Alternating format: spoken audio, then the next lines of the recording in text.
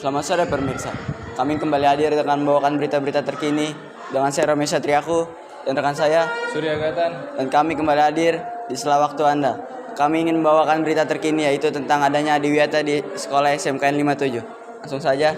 Kami akan menyambungkan pada rekan kami yang berada di lokasi tersebut. Langsung saja kita sambungkan. Baik pemirsa, selamat sore semuanya. Di sini kami berdua berada di salah satu sekolah, tepatnya di SMKN 57 Jakarta, yang memiliki salah satu program, yaitu kegiatan program Adiwiyata. Dan di belakang kami ada salah satu guru pendamping dari program Adiwiyata. Langsung saja. Selamat sore, Madam. Sore, silakan duduk.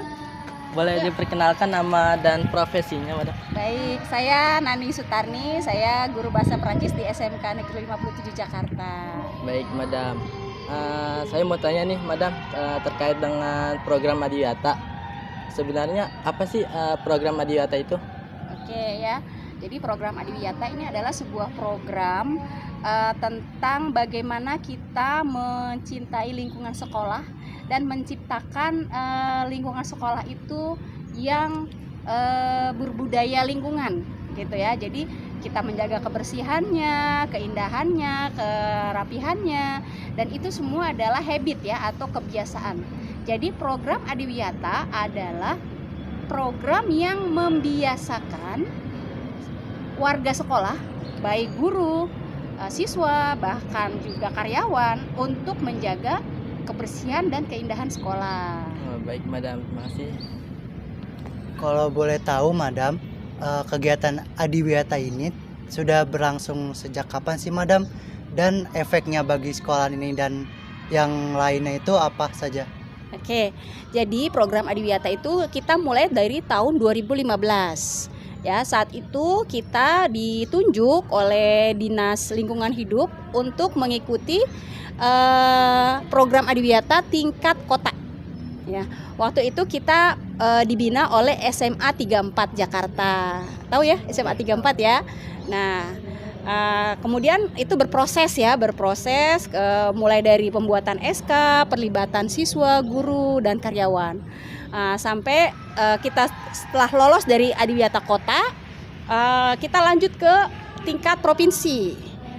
Sampai dapat predikat itu Adiwiyata provinsi, naik lagi tingkat nasional.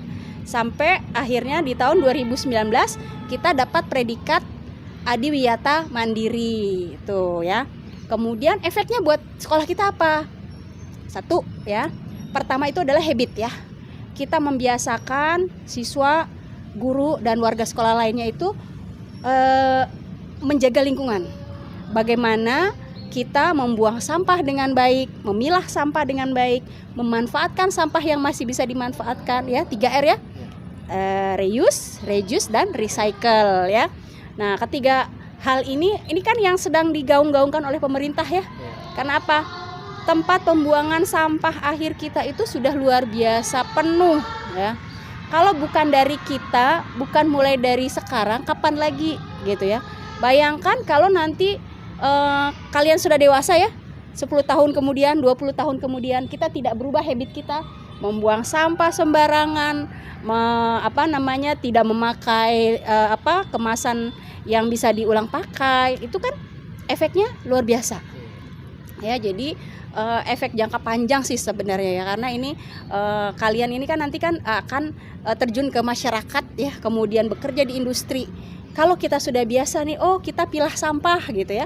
Misalnya kita kan di awal itu ada organik, anorganik dan B3 ya. Nah, itu kan harus dipisah sehingga nanti pengolahannya juga akan berbeda. Dan kita juga ada efek samping lainnya adalah apa? Kita punya relasi dan kita punya binaan. Jadi waktu kita mau masuk ke Adiwiyata Mandiri, kita itu wajib membina 10 sekolah. 10 sekolah ya. Nah, 10 sekolah itu dari nol ya, dari bukan sekolah Adiwiyata sampai dapat predikat Adiwiyata kota gitu. Dan kita waktu itu 10 sekolah itu semuanya SMK. Sampai di suatu titik adalah satu SMK yang menyerah nih. Menyerah, akhirnya kan tinggal 9. Terus beberapa minggu kemudian ternyata kita dapat kabar bahwa kita dapat satu binaan SD. Oh, SD. SD, nah dia jadi pembinanya dia mundur, jadi dia nggak punya induk kan, akhirnya dia cari induk, sementara kita cari anak, ya kan, akhirnya ketemulah akhirnya kita dapatlah 10 sekolah itu, dan kita lolos 10 sekolah, semuanya jadi Adiwiyata Kota, keren nggak? Keren banget ya. Kalau boleh tahu ada nggak sih prestasi dari Adiwiyata ini sendiri, Madam? Nah itu kita dapat piala yang mandiri ya. Kalau kalian pernah masuk ruang kepala sekolah nggak? Waduh, belum, Madam. Belum pernah ya. Iya. Nah di situ ada tuh pialanya Adiwiyata Mandiri. Dia bentuknya kayak globe gitu ya. Jadi kayak piala dunia tuh gitu ya. Nah itu diserahkan langsung oleh Menteri Lingkungan Hidup dan Menteri Pendidikan. Jadi ketika itu saya pernah juga dipertemukan langsung dengan Menteri Pendidikan, waktu itu masih Bapak Muhajir ya. Nah itu mereka dari Kementerian Lingkungan Hidup dan Kementerian Pendidikan, mereka tuh apresiasi banget gitu ya sama sekolah kita yang berusaha gitu ya membuat sekolah ini baik keindahannya, kebersihannya itu semuanya terjaga, dan itu semua nggak akan terjadi kalau kita tidak lakukan itu bersama-sama. Jadi intinya kebersamaan itu, kolaborasi itu tetap harus kita jaga. Karena kalau kita nggak kerja bareng-bareng, siapa yang bisa beresin sekolah dengan luas 4,5 hektar ini gitu? Kebayang nggak? Kebayang. Ya kan? Iya. Itu prestasi yang luar biasa bukan? Luar biasa, Madam. Iya. Ada lagi? Untuk sementara cukup. Oke. Baik, terima kasih, Madam. Oke. Baik pemirsa, dari laporan kami terima kasih. Sekian, selamat sore. Kami kembalikan ke studio. Terima kasih kepada rekan kami yang sudah menyampaikan berita tentang program Adiwiyata.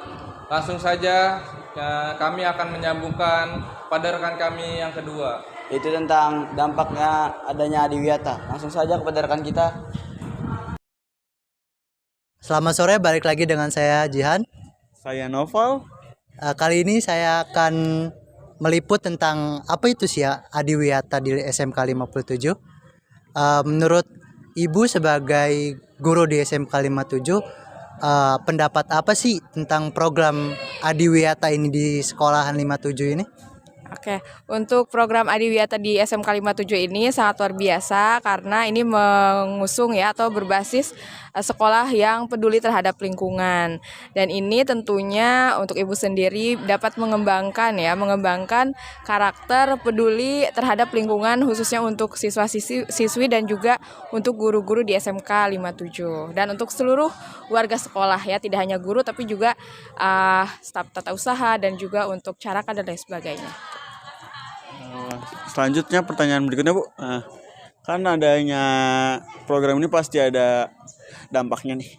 Kalau dampak bagi Ibu sendiri itu apa sih, Bu? Wow, untuk dampak khusus ya untuk Ibu sendiri, tentunya Ibu ini tidak hanya diterapkan di sekolah ya, karena di sekolah ini kan tentunya Ibu mendapatkan pembelajaran dari Adiwiyata itu sendiri ya. Tentu Ibu bisa menerapkan di rumah ya, seperti Ibu sudah mencoba untuk memilah sampah ya di rumah, kemudian juga hemat listrik dan air di rumah gitu. Jadi itu sangat berdampak sekali terhadap kehidupan Ibu ya, di rumah maupun di sekolah gitu. Kabarkan dari area kantin dan kita bertemu dengan Bapak Katimin. Kitmin. Dan langsung aja kita tanya-tanya terkait dengan program Adiwiyata. Ada nggak sih dampak positif bagi Bapak khususnya di area kantin terkait dengan program Adiwiyata? Ya kalau dampak positif pasti ada, soalnya yaitu perubahan antara sampah lah, yang jelas sampah plastik ke sampah organik. Yang tadinya sampah tidak bisa terurai, sampah organik jadi lebih mudah dan lebih cepat terurai. Berikutnya tujuannya, Pak, untuk tujuan Adiwiyata terus sendiri itu apa sih, Pak? Ya kalau tujuan sih sebenarnya memang bagus, terkait polusi, tentang ya kebersihan lingkungan bisa diminimalisir lah yang jelas. Sekian dari kami. kami kembalikan ke studio. Ya, itulah berita-berita terkini yang telah saya sampaikan kepada Anda semua, yaitu tentang adanya Adiwiyata di Sekolah SMKN 57 Jakarta. Saya Romeo Satriaku dan rekan saya. Saya Surya Gatan. Kami pamit undur diri. Terima kasih dan selamat sore. Salam sejahtera.